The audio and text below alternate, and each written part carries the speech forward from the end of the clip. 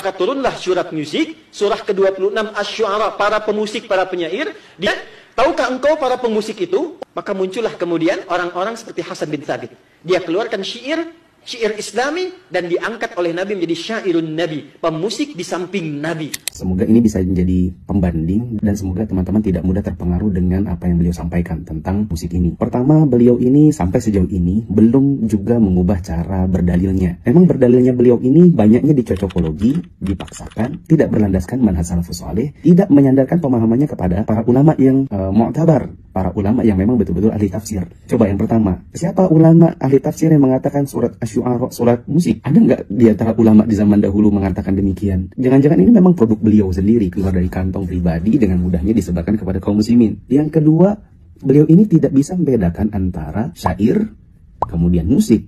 Bagaimana bisa menyamakan yang tidak sama? Kalau orang kafir di zaman dahulu menyamakan riba dengan jual beli, beliau ini menyamakan antara musik dengan syair. Syair itu adalah rangkaian kata-kata. Kalau kemudian dinadakan namanya nasyid. Musik itu pakai alat musik. Kita membahas tentang Ustadz itu bukan baru kemarin. Jadi kalaupun dibilang, oh ini kan videonya sudah lama, kemudian kok baru sekarang viralnya? Enggak. Intinya 2017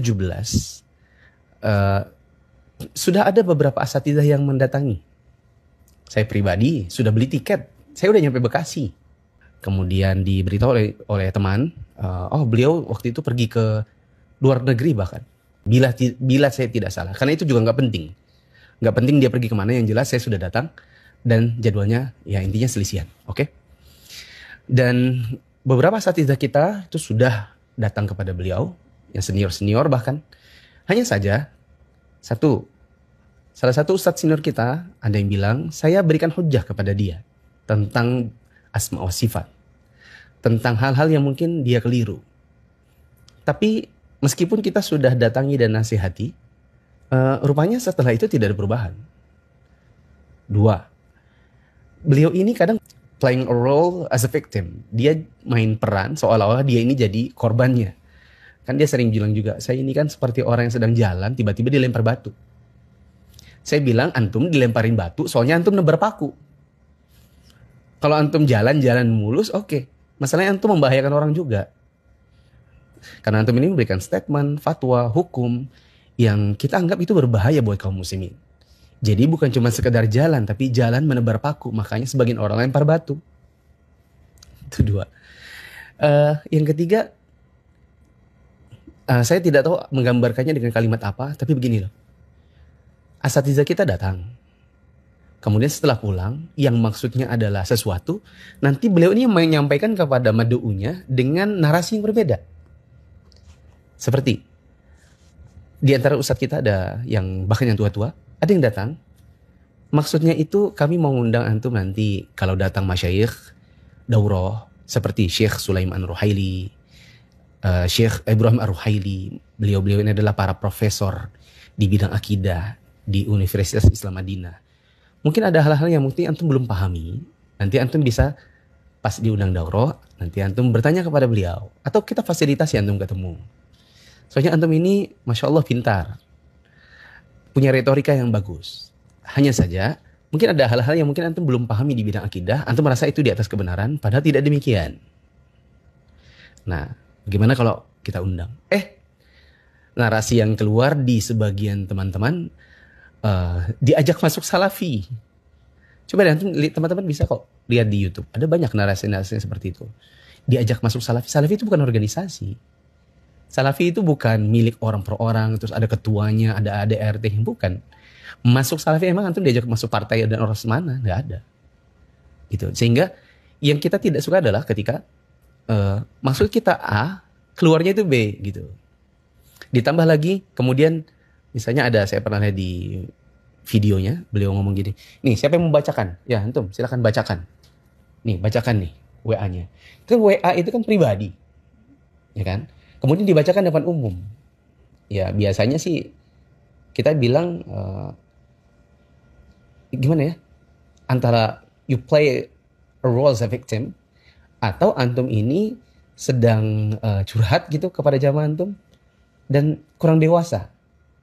Harus nih silakan bacain WA-nya. Silakan yang lain dengar. What for gitu.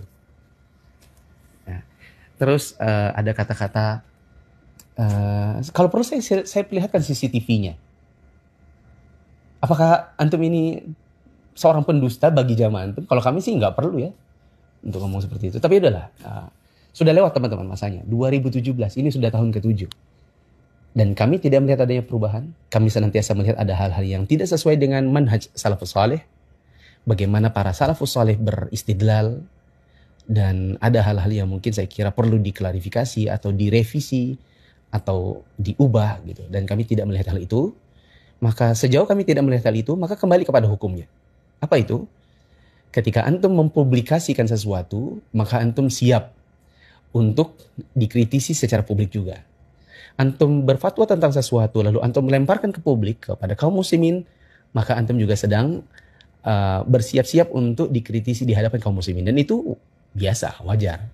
Bukankah di antara para ulama kita, seperti Al-Khatib, mengatakan, Man sonnafa faqad ja'ala aqlahu ala tabaqin ya'riduhu 'ala nas. Siapa yang menulis, kalau di zaman sekarang, siapa yang punya video, siapa yang mempublikasikan kajiannya, bentuk video atau audio, itu seperti membuka kepalanya, dia letakkan otak dan akalnya di atas satu nampan, dihidangkan kepada semua manusia. Orang bisa lihat isi otaknya, isi akalnya. Kenapa? Ya karena kajiannya dibuka. Oleh karenanya ketika ada yang mengatakan, oh ini bagus nih, oh ini busuk nih, oh dan seterusnya, wajar karena dia sendiri yang buka, kan gitu. Itu logika yang sangat mudah. Dia sendiri yang buka, maka kalau ada yang mengkritisinya, wajar. Bukankah di zaman Nabi SAW juga ada yang Nabi SAW kritik? Dan kita tahu siapa yang dikritik, karena orang tahu tentang perbuatannya. Seperti Ibn Lutbiyah, yang dia ini disuruh Nabi SAW untuk mengumpulkan zakat, tapi kemudian dia menerima pemberian-pemberian dari orang-orang yang dia kumpulkan zakatnya, lalu dia pulang kembali kepada Nabi, lalu dia mengatakan, ini untuk engkau, atau ini untuk Nabi, dan ini untuk saya. Nabi naik ke atas mimbar, mengkritisi perbuatannya. Coba lihat, seandainya kami tidak berikan pekerjaan kepada dia sebagai pengumpul zakat, kalau dia duduk saja di rumah bapak dan ibunya, dapat nggak dia dengan pemberian yang seperti itu? Maksudnya oleh Nabi SAW dikritik keras karena ada orang yang menerima hadiah setelah dia mendapatkan upah atau mendapatkan bagian dari Nabi SAW. Makanya Nabi mengatakan hadiah amal ghulul. Hadiah yang diterima oleh para pekerja yang sudah diberikan upahnya, maka itu adalah pengkhianatan. Para ulama juga melakukannya teman-teman. Meskipun kita memang melihat ada dua metode. Ada yang secara terang-terangan, ada yang di belakang layar tergantung kemaslahatan. Menimbang maslahat mudarat, menimbang pengaruh, menimbang, ada banyak faktor. Tetapi yang jelas dua metode ini ditempuh oleh sebagian ulama kita dari dulu maupun sekarang. Kalau ada yang mengatakan, tapi itu kan ghibah, maka kita katakan antum belajar dulu. Al-Imam An-Nawawi dan para ulama yang lain menyebutkan tentang 6 ghibah yang halal. Dah cari sendiri deh tentang 6 ghibah yang halal. Kalau ada yang mengatakan, tapi kan itu video lama, kenapa kok diangkat sekarang? Kita katakan video lama diangkat sekarang ketika tidak ada klarifikasi, tidak ada perbaikan, tidak ada revisi, sehingga umat mengambilnya sampai sekarang, maka nggak ada masalah tentang berapa lamanya, gitu. Kecuali sudah ada revisi, kecuali sudah ada perbaikan. Contoh, afwan saya terpaksa harus sebut nama supaya teman-teman tuh yakin aja. Ustadz kita, Ustadz video itu terkait fatwa beliau tentang jamaah tabligh, tentang plus minusnya, kemudian penilaian beliau terhadap jamaah tabligh. Potongan videonya kemudian tersebar. Syekh menasihati atau meluruskan perbuatan ini adalah perbuatan yang salah dikarenakan begini. Dan beliau kemudian memperbaiki. Dan gak ada masalah, itu adalah sesuatu yang manusiawi. Salah lalu kemudian diperbaiki. Nah itu yang kita belum lihat. Oleh karenanya, kalau diantara teman-teman ada yang menghendaki kami untuk tabayun lagi setelah 7 tahun yang lalu, maka coba dibalik deh. Sarankan kepada beliau untuk tabayun kepada kami. Di Jakarta banyak kok asatidzah. Nanti saya datang sendiri dari Balikpapan ke sini. Gak usah dikasih tiket. Kita ketemu di Jakarta. Mungkin ada banyak asatidzah yang insya Allah akan mau ketemu dengan beliau. Bagi yang masih pro dan begitu fanatik buta, saya cuma mau bilang sama teman-teman, coba saja dicari mana ulama ahli tafsir di zaman dahulu yang mu'tabar yang mengatakan surat Asy-Syu'ara adalah surat Al-Musiqa alias musik. Demikian, Assalamualaikum warahmatullahi wabarakatuh. Dakwah semampumu.